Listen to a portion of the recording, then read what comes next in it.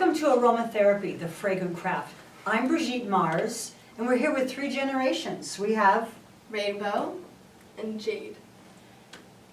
grandmother, daughter, granddaughter. Amazing. And we're here to talk about the ancient art of aromatherapy. Jade's going to be changing the slides for us, and she'll be back in a few minutes. Teaching about essential oils for teens, which you want to tune into. So, When I first heard about aromatherapy, I thought, well, it doesn't really do anything, right? It smells nice. And then I started learning that essential oils are amazing. They are part of the immune system of plants, and that just by smelling them, we can affect different states of consciousness, we can affect our moods, we can affect our hormones, and we can help our health as well. So, one easy way to use the essential oils is to smell them. Just simply opening up a bottle and smelling on both sides of our nostrils is a way of activating both sides of our brain. So let's say you're having a bad day. You feel gloomy and blue or tired or depressed, and then all of a sudden you're going down Lavender Lane. It's so much nicer on Lavender Lane. I just think it's important, if you have good plants or good essential oils without, any solvents or fillers, can't I smell it longer if I put a drop on my body? You can. So one great way to use the essential oils is just to put a drop in your hand, rub your hands together, and smell. And we know that there's this ancient part of our brain, the hind brain, or the limbic system, which is a very ancient part where our memories are stored. And so we may in our lifetimes forget what someone looks like or sounds like, but smell is a memory that stays with us even longer. And in animals and in primitive people, the sense of smell really was to alert people to danger, what was edible, what was safe, where there's fire, where there might be game for hunting. So, we sometimes think of aromatherapy as being sort of a new age thing, but we know that it's really ancient, that it goes back for thousands of years. We were just in Egypt last week, actually, Jade and I, and it's in every hieroglyphic story where they were using frankincense, myrrh, and blue lotus for their initial anointments, for their ceremonies, also for their mummification, and obviously the biblical date the wise men gave baby Christ, frankincense, myrrh, and gold. So there you have it. Originally, about 5,000 years ago in Harappa, India, they found these many private distilleries in on the stoves of these people's homes. And actually my godmother, which is who really introduced me to essential oils, her teacher is still alive, and he's 140 years old, and he was Gandhi's Ayurvedic doctor. So this is beyond just new age. This is age-old wisdom for longevity, vivaciousness, health, and beauty. So a really ancient way of using plants for medicine was simply just to burn different good-smelling things, whether it be myrrh or frankincense or juniper or lavender. And the word perfume means to purify through smoke. So ancient peoples would burn different herbs, sometimes in the fire or on charcoal, and the smell would rise, and it was a way of sending one's prayers heavenward. So if you're praying for your sick child or for your beloved to come back home from a long journey. But we also know that those essential oils, because of their antimicrobial compounds, would also help to clear the atmosphere of pathogens, molds, fungi, and make the air safer to breathe. And you mentioned that it's the immune system of plants, but the scientific word is terpenes. They're actually truly the immune system of the plants that we get to utilize for not just antimicrobial purposes, but antibacterial. So in cleaning the air, protecting our environment, protecting ourselves, these are something you don't want to leave home without them. Whether you're on a plane or even in your car, to just protect your environment. You were talking to me about some of the ways they protected themselves during the plague. Well, it was interesting that during the bubonic plague, places in Europe where they grew a lot of the flowers for the perfume industry, where they grew thyme and rosemary and sage, for example, lavender, the plague didn't come to those areas. And that people who were professional perfumers also seem to have an immunity to the plague. So if you're smelling something the properties of those essential oils are going into your bloodstream. And you see in this picture here of this doctor, he looks kind of like a birdman. It's actually a leather beak filled with herbs like cloves and cinnamon and frankincense and myrrh, so that when this doctor went to treat clients, he didn't get sick because the air he was breathing was purified. Do you know that clove is one of the highest on the ORAC scale ingredients that we can find on Earth? But we're not really ever gonna a whole entire handful of clove, we're probably not gonna eat it. So to have the essential oil of clove is very helpful. It's also helpful for cleaning because it's very antibacterial. It actually can, there's a study where a kid was doing a test with clove as the main ingredient for his cleaning products against Lysol and bleach, and guess one actually killed more bacteria? Clove. Kind of amazing. But will you tell us more about how essential oils are made? There's many ways to make them. And well, we know that essential oils are part of the plant's immune system. So you could, imagine that a leaf or a branch gets broken, and the fact that that plant is high in essential oils, it's going to help be protected by the natural antimicrobial properties in the plants. So most essential oils are made through steam distillation, which in a sense is kind of like an old alchemical process of separating the pure from the impure.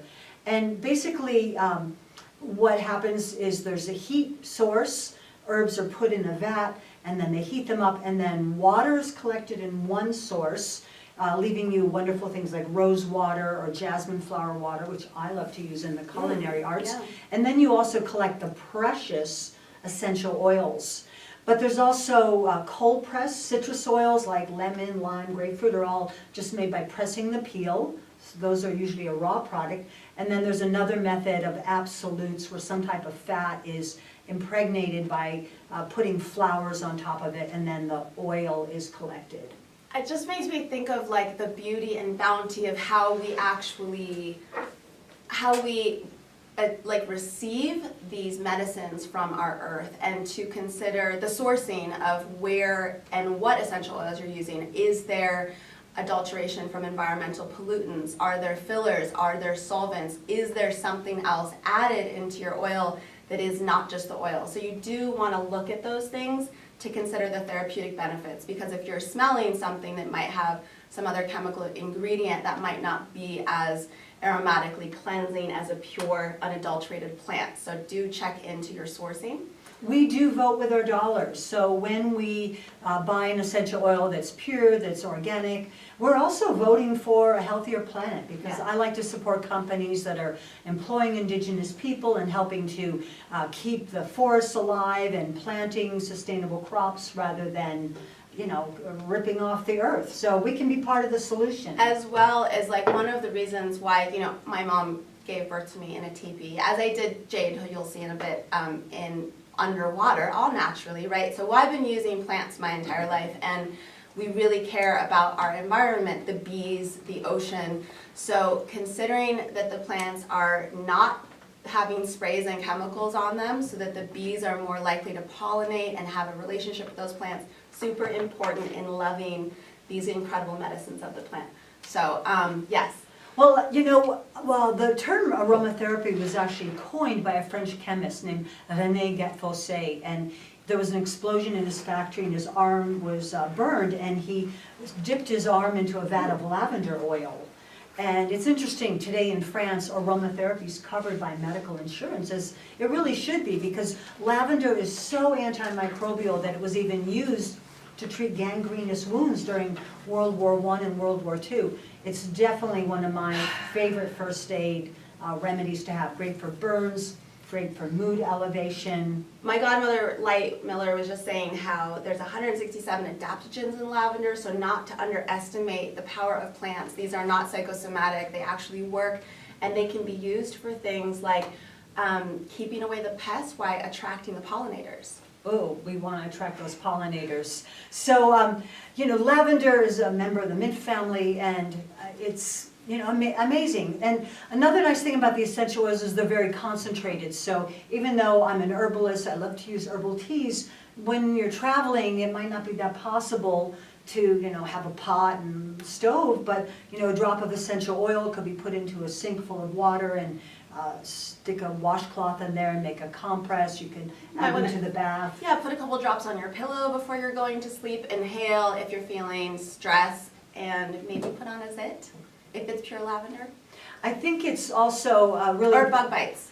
Yeah, so essential oils can work in so many different ways. And we have a teenager here. I'd love to hear some uses of how teenagers use them, because it's not just for people our age. I use essential oils every day. I can't imagine life without them. I use them for stress, for my health, for when I'm sick, everything. My top favorites, which I suggest all my friends and I use every day: lavender for stress and for calming and for sleep. I also put on my skin when it's irritated or when it's honestly good for everything. Lavender's awesome. And then I use peppermint when I need to be more energetic, more focused, more just in the moment. And I also put on my back of the neck, just it's energizing. And then my last favorite is rose, which also all for florals. They smell good, they're nice, they're fun, they make you feel open-hearted. I use them with my friends. I give them out at parties.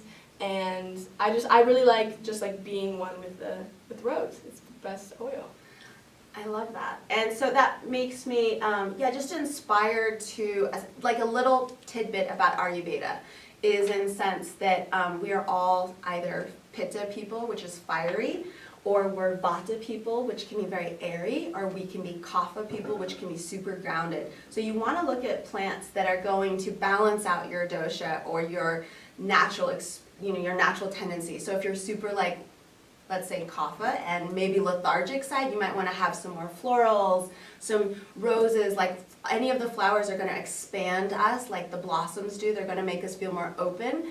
And even some fire, like some clove or cinnamon, is going to give you a little bit more pitta, more fire. And like Jade said, peppermint is invigorating, helps with focus. So you want to think about, instead of just going with your natural tendency, beauty comes from this perfect golden ratio of balance. We want to look for balance. So if I'm actually more of an air person, so I need all of the trees, like the roots, like the arbor vitae, the frankincense, the myrrh, the things to ground me and put me in the ground. Copaiba, those are my favorites to keep me grounded. And anything about studying that you'd like to share? Rosemary. Rosemary is really good if you're reading a book or if you have to memorize something for a presentation or a test. I use rosemary when I'm trying to do that, so I'm studying and I'm reading. And then when I have to present or take the test, I also use the rosemary, and it helps me memorize and do way better. So. A little trick, help improve those grades. Thank you, Jade. So we have an abundance. We live in a time where we can access essential oils from all around the world and be employing indigenous people and helping to keep the forests alive. I love that point.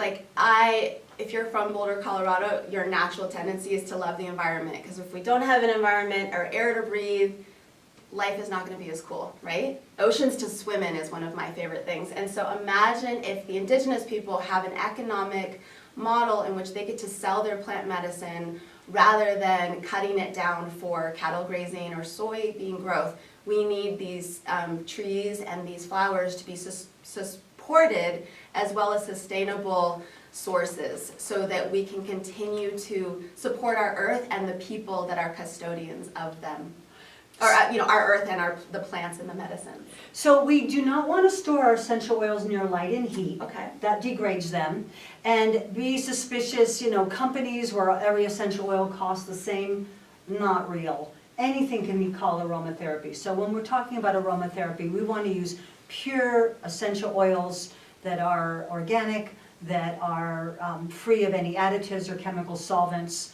And we want to keep them out of reach of children because they smell good and they could be very caustic to get them in your eyes or in your mouth.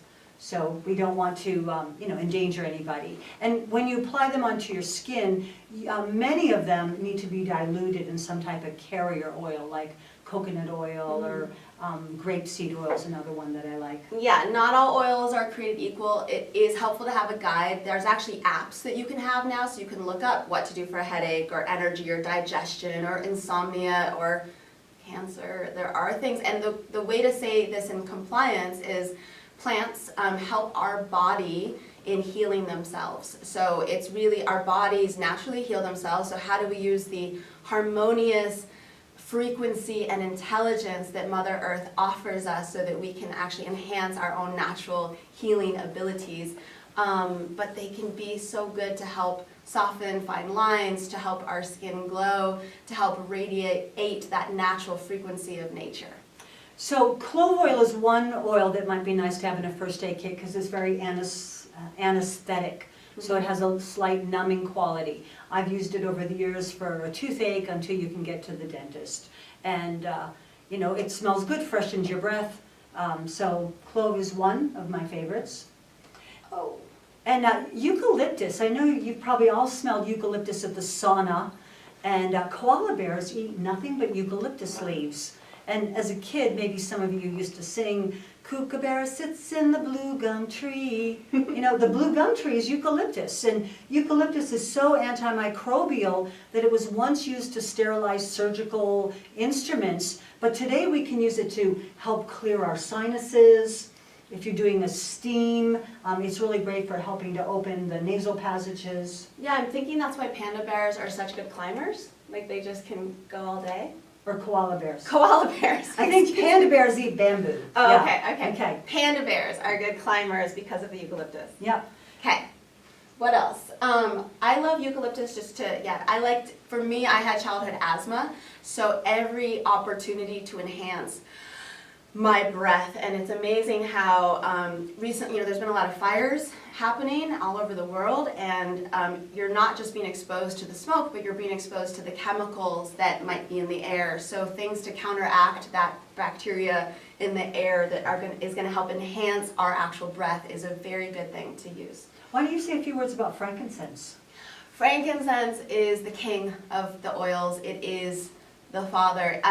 We should all know that it comes from a tree, a very big tree in Botswana, Africa, and it's really important to work with companies that are not over-harvesting, over-cutting into those trees so that we can have that medicine, that literal gold of the earth. And it's one of my favorite beauty remedies to actually apply on my skin topically before I put my moisturizer on. It helps sort of dissolve scars and wrinkles and stuff like that because it's just it has something in it called sesquiterpene, which actually rewrites miswritten codes that was in vitro. And it has a harmonizing effect. So whether you're just inhaling it, anointing yourself, whether you're wanting to have protection going into like a holy environment. We were just in the pyramids last week and we all anointed ourselves with frankincense before going in. And there are studies where it's known to eat cancer cells, and that is probably because it harmonizes cells. And so we want to put ourselves back into harmony. So to use that plant or that tree as preventative medicine is a very powerful thing to do. It's also been used for meditation. Probably that's why they do burn it in temples and churches. And it was a very wise gift to give the Christ child because in the old world it was really antimicrobial. You could use it to fight almost any kind of infection. Mm-hmm. One of my favorites is lavender, and I always say if you could only have 3 essential oils, peppermint, lavender, and tea tree oil. And lavender is so versatile. You can use it for burns. Almost everyone likes the smell. The word lavender comes from the Latin to wash, lavare, slave, lavarse, to the washing herb. So my guess is that most of us probably have some kind of cleaning product at our home for washing clothes or washing our hair that's made with lavender. It's very hygienic, antimicrobial, and pleasant. It's great for allergies as well if you're having an allergy attack from animals or even pollen, which might surprise you. The oils are made from different areas than actually the pollen of a flower. So at times you can use these oils to counteract allergy attacks. Lavender is also a good one to have present at a birth and Yeah. also at a death. Yes. It's very comforting. It opens the heart as well. Lemon is my favorite. Lemon is a very inexpensive essential oil. We often associate it with cleaning, and it really is freshening and still antimicrobial. I like lemon and all the citruses because they're very good for weight loss and energy, and they're also cleansing. So if you want to support your liver or curb your appetite, it's a nice one to really help support the liver and our overall senses. I also have to be careful though on putting it on my skin because it can create photosensitivity, and you don't want to apply it on your skin within 24 hours of going into the sunlight. That's good to know. So, you know, if you're going to use essential oils, you should get an education on how to use them. And there's all kinds of books and support. But yeah, I love lemon.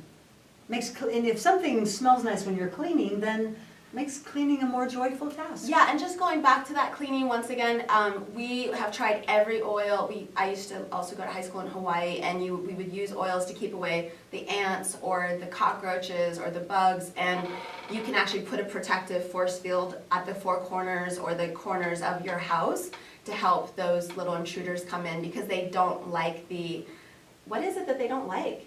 Why do they stay away? It's because the peel of the oil. Actually tastes bitter. But then we move on to another citrus oil. Well, the orange tree gives us 3 essential oils. We get the orange oil from the peel of the fruit, Yeah. which is actually a great digestive aid. You know, they put orange slices on the side of your plate, not just to look nice, but it actually would help your digestion. It's a bitter.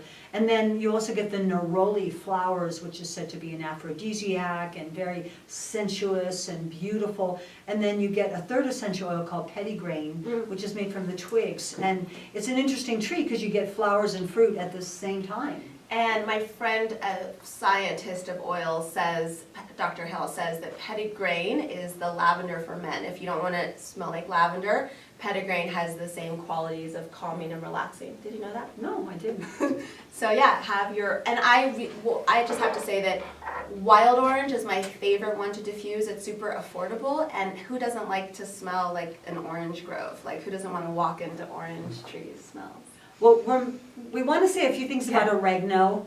I, unfortunately, am prone to long coughs. If I get sick, I might cough for a long time. And oregano oil has become one of my favorites for helping to nip lung distress in the bud. And it's very antimicrobial. This one you would not want to put directly on your skin. It can be very burny. But I travel with it when you're going to a foreign country where you know there's unexpected pathogens. This is a really good one to know about. And you could even make a spray with it.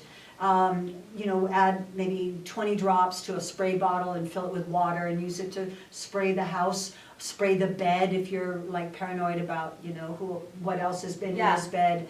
And diffuse it in the room. Like if you're suffering from a respiratory infection, you could just diffuse it so it's in the air at night, and you're going to find that that helps your lungs. Yeah, and truly, like, even though I might think of lemon or clove for cleaning, I've had some holes where bugs are coming in, like a lot of ants, and I just put a couple drops of this on the hole, and they are not coming through because they really don't like the taste of oregano. And I just want to say that if you're like me, you might use your intuition at times for deeper senses of healing. And I basically, though oregano and melaleuca, which we're going to go into next, can be used almost like an antibiotic. And I had a staph infection from surfing, and I used it in my bathtub, which could burn the skin, but it totally helped me heal from my staph infection. So you might not want to try that at home, but it's really understanding the power and the strength of what plants can do in times of crisis. So the mints are wonderful. Mints are also very affordable. Peppermint and spearmint are some of the more famous. Isn't oregano? Oregano's and mint, and so is thyme and basil and rosemary and sage. But mint is almost immediately uplifting. I've heard that in Japan they found that they can increase worker productivity by beaming different essential oils into the workplace, that, you know, just smelling mint might get people to snack less, to smoke less. And mint just has a happy, uplifting smell. It's cooling, so when the weather's really hot, I like to add a few drops to the bath because it really makes you chill. Or for someone who had a fever, you might want to soak some face cloths in cool water, add a few drops of peppermint or spearmint oil, and then put it on around your neck or on your forehead, back of your neck for a headache. Yeah, sometimes I underestimate peppermint at times, and I feel like the other plants are the same, but there's nothing like peppermint, and I travel a lot, so having it in my carry-on bag, applying some to the back of my neck, any pain, when I'm hot and bothered, there's just nothing like peppermint. And I highly recommend it, to your belly if you have digestive upset, and it can also keep away the mosquitoes. I love one of my mom's sayings that the best remedy that you could have is one that you could have right now. So if you are carrying around a good quality oil and there is mosquitoes that come, try whatever you do have. Maybe it's geranium, maybe it's peppermint, maybe it's lemon. Probably they would all work actually, but they're ones that are more specific. And peppermint is, I think peppermint, lavender, and lemon are the ones that you might use the most. And peppermint's a great breath freshener. That's why we have it in our toothpaste and mouthwash. Sometimes I even add a drop or two into the water pit when I'm massaging my teeth and gums at night. And also, like I had a sinus infection in Peru recently, and the only thing, I was out of oils and I didn't know I would get sick, and the only one I could get was peppermint and lemon, and I just applied it right here to the sinuses and around to the tonsils, and didn't have to take antibiotics, whereas everyone else did. And peppermint's also great for repelling head lice. Oh wow. And doesn't a tick come out when you actually put it? I've seen that on a video, like when you put peppermint on a tick and the tick actually comes out of the body. I haven't tried Have that these yet. available to you. Don't wait until you have to go to the doctor in an emergency situation. So what else? rose is another one. I know you like that a lot. Well, rose is the queen of all of the plants, really, and all of the flowers. And what I love about rose is she's the highest vibration on the planet. So when you use her, she actually raises your vibration and your immune system. And so interesting enough, like for immuno support, I might use things like oregano and clove, but rose is known to outperform some of the powerful allies. And why? Because love heals all. So I really love to use rose. It opens people's beings up a little bit. They might be closed down when they come over to meetings, and I always put rose on their hands, have them take a breath, apply it to the neck and heart, and I notice an immediate emotional shift, including at a funeral that I went to recently, and everyone kind of came in lethargic and upset, and you could notice that there was a shift when we applied rose. So have your rose. It's actually the one that you want to have at all times. It's said to open your heart chakra and promote feelings of love and forgiveness. So maybe our world leaders should use that one too. We all need a little more rose. Yeah. Oh, rosemary, I love. Jade already talked about rosemary. Shakespeare said there's rosemary for remembrance. Pray thee, love, remember. So, writers are notorious substance abusers, and I've written 14 books, so you can well imagine that there's, you need a lot to keep you going. And so rather than drinking a lot of coffee or eating a lot of sugar, when I feel like, oh, I really, I need to finish this chapter before I can leave, I will just open a bottle of essential oil, and I never have writer's block. I'm able just to keep going. It helps me so much. And if I'm writing about a certain time in history, like 1968 or 1973, I think about what smell reminds me of that time. Maybe it's patchouli or sandalwood. I just thought of a new like slogan, and rather than stop, breathe, and pray, which is a good one too, like maybe stop, breathe in essential oils, because it actually can enhance that moment. So I really think it's important to, whether you're having a business meeting or you're having a production or pretty much every single moment could require, okay, what oil do I need in this moment? Whether it's some passion, you're going out at night, or it's some peace because you just had a fight with your mom, or it's some, on and on and on. So stop, breathe in some essential oils and take that moment, and you're gonna have the next moment be that much more full and alive and awake, and probably it's going to work out better. And one of the other essential oils I don't leave home without it is tea tree. And tea tree oil is so antimicrobial, antifungal. It can be used as a bug repellent, also a treatment for a bug bite, to apply to a zit, to fungal infections like athlete's feet, ringworm. It's really powerful and considered one of the strongest antimicrobials. It's in the same family as eucalyptus. You see it being used in dental hygiene products, everything from toothpicks to mouthwashes to toothpaste. So that's another great ally. I auditioned for the TV show Survivor twice, and they said, what comfort item would you like to bring with you to the island of no return? And I said, definitely tea tree oil. I just watched this amazing video of this Harvard scientist showing the effects of tea tree oil and oregano oil together and completely eliminating that M&M-like shell that protects the bacteria in our system. And those two together really helps us permeate into the cell wall. Really, all the essential oils permeate our cell walls really better than anything chemicals because we're made from the same stuff. But those two oils to get in can be really like an antibiotic if you're using internal oils, which is very rare to find actually. So, or you could even do it topically if there was a serious situation. So isn't it incredible the power of Mother Nature? It's so beautiful, and you know, one way that I do some self-nurturing is I love to soak in the bathtub, and I don't use a lot of water because I really want to be conservative, but to fill up the tub maybe just a few inches and add a few drops of essential oil. We know that essential oils are liposoluble, so it could be a good idea to dissolve the essential oils in some coconut oil or olive oil or some salt or baking soda so that they disperse in there, and then you soak in the tub. And I find it just so powerful. When you're done bathing, if you've had a really hard day or a lot of emotional stress, you can let the water out and stay in the tub and visualize all your stress going down the drain. And obviously you're going into the bathtub clean, right? So you're clean before you go into the bathtub, so you're soaking in those oils and you're keeping them on. Because some people say, I don't want to soak in dirtiness, but that's the normal way. That's how Koreans do it.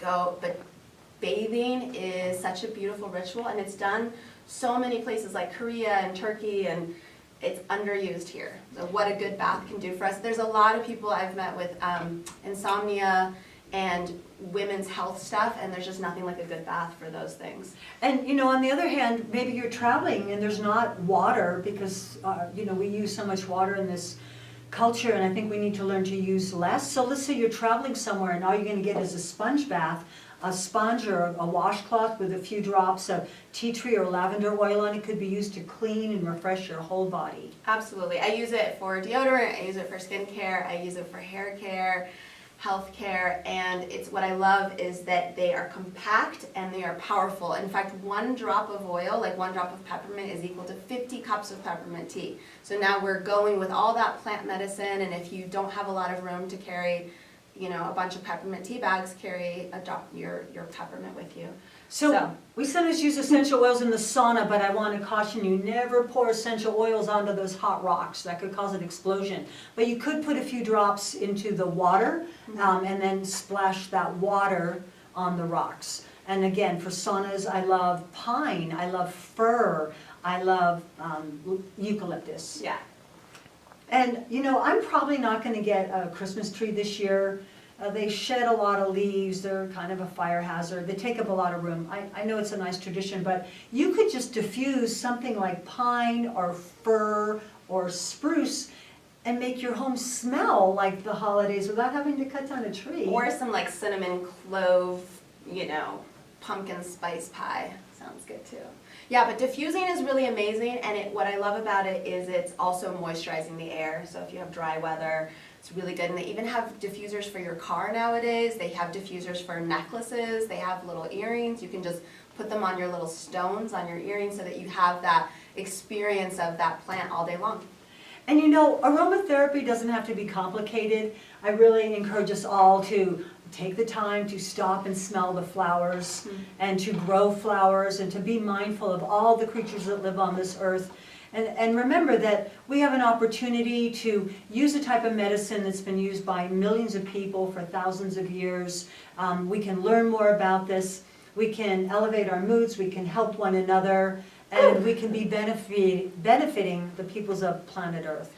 I feel inspired. The thing that inspires me to work with plants in this moment, besides being raised by an herbalist, is that if 10% of the population does soil regeneration, we could sequester enough carbon out of the air to keep the oceans from turning to acid.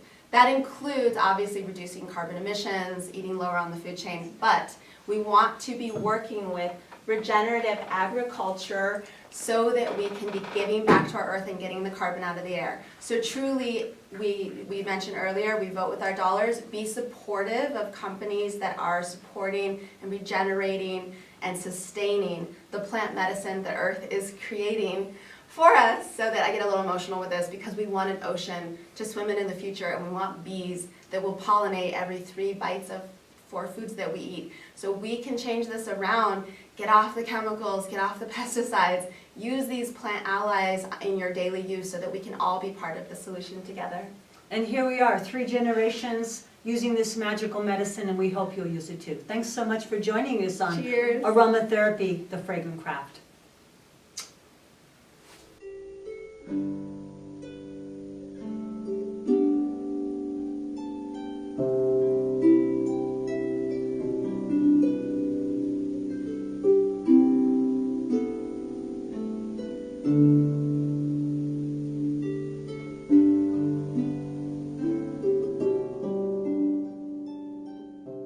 This video was produced by Boulder Digital Arts. BDA offers affordable, cutting-edge classes and workshops for designers, entrepreneurs, and tech professionals.